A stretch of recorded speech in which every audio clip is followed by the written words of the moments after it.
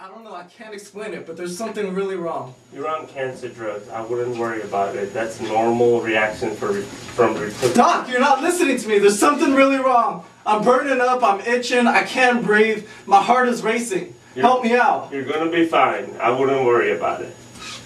Stop the infusion. Doc, I think he's having an allergic reaction to the rituximab. I've got just what we need in the pharmacy. Someone come and rescue me. Help me make it through the night. All my wanting's got to stop. I need some love to fill me up. Come in close and hold me tight.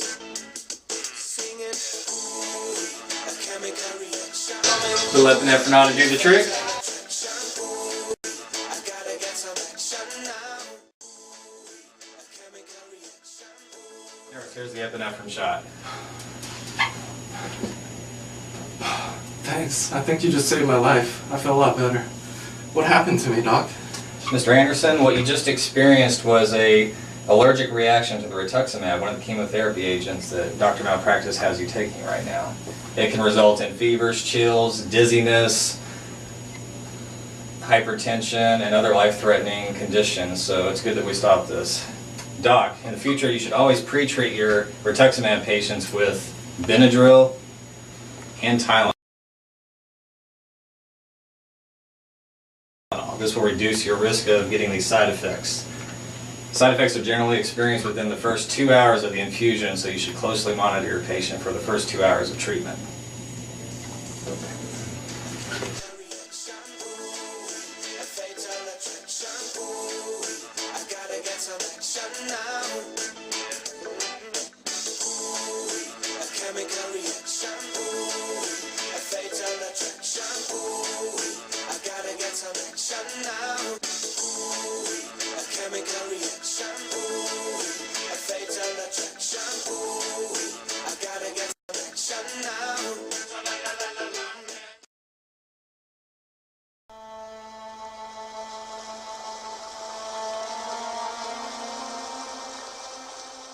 There's something wrong with my hands and feet. What seems to be the problem? Are you kidding me? Look at my hands. It's really red, it's really swollen, and it's really painful. I think it's just an allergic reaction. I wouldn't worry about it.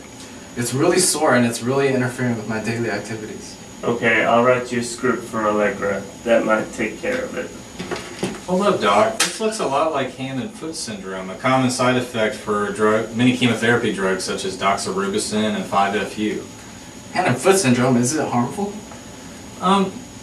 People with hand and foot syndrome commonly experience a lot of side effects such as redness, tenderness, swelling, itching of the hands, and it can lead to more severe side effects such as peeling, flaking skin, blisters, ulcers, and sore, and those can lead to some severe pain.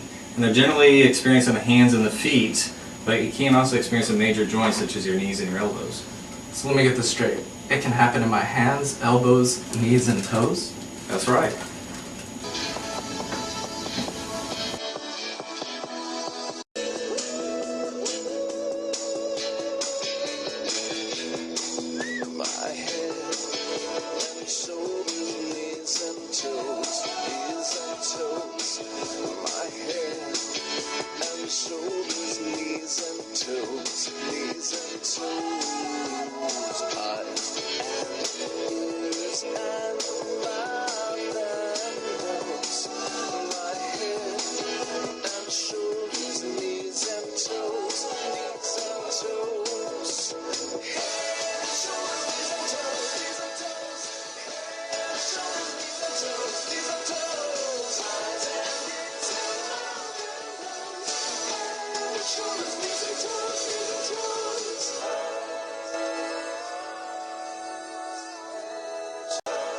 It's getting worse, and I don't think I want to take a drug. That sounds awful with all those side effects. I don't want that.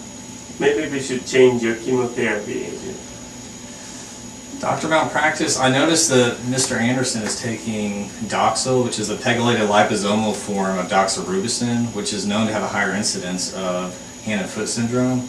So I might suggest that first we switch Mr. Anderson to adriamycin, which is the non-pegylated form of doxorubicin. This may help clear it up without switching up his regimen that much. That sounds like a good idea. But is there anything I can do about my hands and feet right now?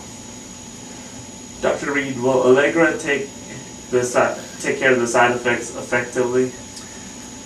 Dr. Malpractice, I would actually suggest a corticosteroid cream topically. That should clear up most of the symptoms you're experiencing right now. That as well as some preventative methods at home. Okay, so how can I prevent these side effects? Well, first it's good to understand what's causing the side effects. The doxorubicin is actually leaking out of some of the smaller capillaries in your hands and your feet, and sometimes other joints as well, and this causes an allergic reaction. So this generally happens from friction and heat. So if we can avoid things that cause friction and heat in our hands and feet, we can limit these side effects. So I would suggest when you're toweling off after washing your hands, use colder water and bat your hands dry versus rubbing with a lot of friction. Standing on your feet for long periods of time causes a lot of pressure down on your feet. So just to limit friction and heat, maybe have to take colder showers as well. Okay, thank you. Shoulders, knees and toes, knees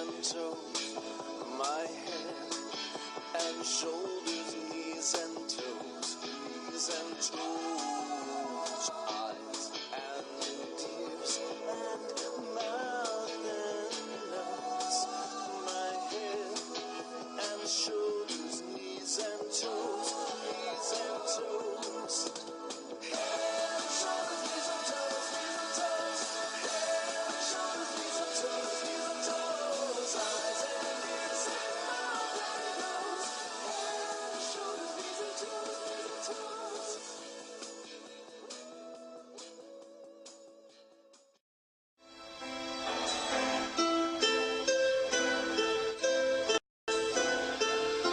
It's raining. Nurse, administer vincristine 1 milligram intrathecally stat. Wait, what?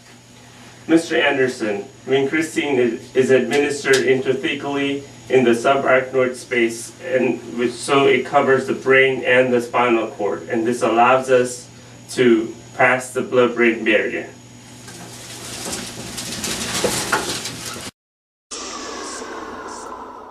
Hold up. Hey, to them doctors who be thinking they smart, we don't play. You gonna make the patient's wheels fall off? Hold up. Hey, for them doctors who be thinking they bold, take a seat. Hope you're ready for the patient to croquet. You can't give in Christine that away. Practice. Intrathecal administration of vincristine is known to have a high fatality rate. What's the best way to administer the drug? The normal route of administration is by intravenous injection. Nurse, administer 1 milligram vincristine IV stat. Dr. Malpractice, hold up. Vincristine is a vesicant. It can cause extensive tissue damage at the site of injection if we allow it to leak out. What do you recommend? I'd recommend not stab, but to administer it over a 5 to 10 minute infusion and have the nurse monitor the site of injection for adverse effects. Nurse, whatever he says.